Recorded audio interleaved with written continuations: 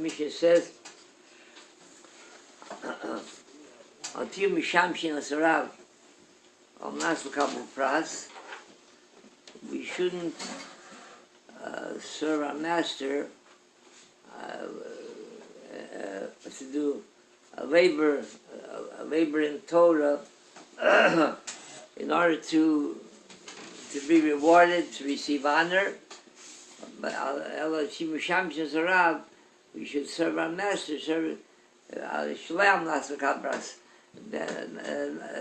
not with any intention of receiving any kind of reward.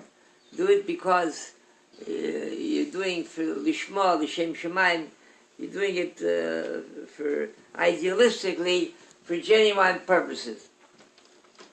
But being altruistic, you have to know when and where and how it applies exactly.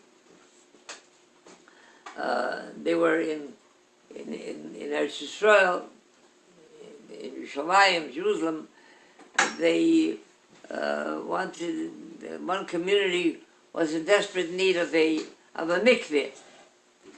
So they found of course, in order to see the project through, they had to have the support of the community.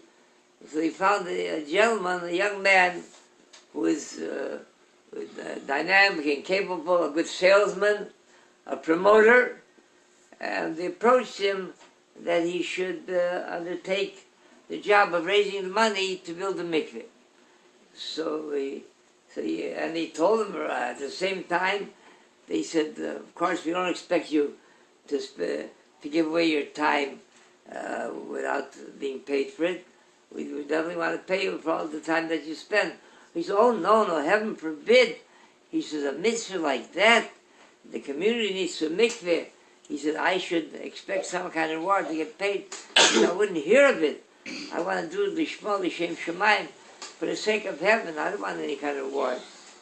So the Chazon Ish told him, he said like this, he says, you have a family, and you have to support them. So he said, there's nothing whatsoever wrong about being paid to undertake this job. He said, if you'll do it and you'll let us pay you, so that'll be L'Shem Shomayim. That'll be for the sake of heaven. You'll be undertaking something like this, even though you're getting paid, but you're going to see through a project which is going to serve the community, to help them serve the Almighty Rabbi Shem faithfully and loyally. But if you won't take money, so then you're going to do it. You want to go all over bragging and praising yourself. Look what I did. I didn't even take a penny for it. I gave away my time and my hours and my labor. So you're doing it for honor. He said, better take money, and that way you'll be doing it L'Shem Shomayim. V'yehei Yiras Shomayim aleichem. And you should always have the fear of heaven upon you. It's quite an order. And someone should always conduct themselves, whatever they do, they should have Yiras Shomayim, always bear in mind, have before them that there is an Almighty Father in heaven that they'll have to answer to. And that's quite a tall order. It's not quite that easy. In Satan 5 of Yiras Shomayim aleichem, there was the founder of the Reform movement in Hungary. His name was Aaron Horn. So a gentleman came to him one time. He says to him, Rabbi, he says, I'm having a dispute with someone, and I have a din Torah with him, so I'm going to summon him before you, once you would undertake the din Torah. So Horn looked at him. He never. This was a complete stranger. He never met him before. So he said, in our town, there's quite a few rabbis. He says, I've never seen you before. He said, so why did you choose me to bring the dispute before me? Why didn't you go to a different rabbi. So he said, I'll tell you.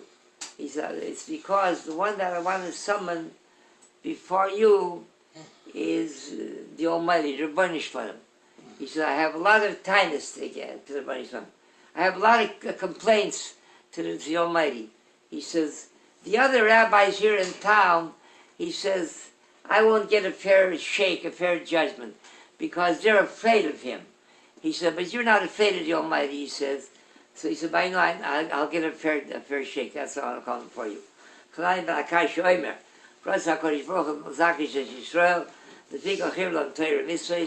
Shenamar, the Nechoves Man, Tzidkoi, Yagdel Torah V'Yadir.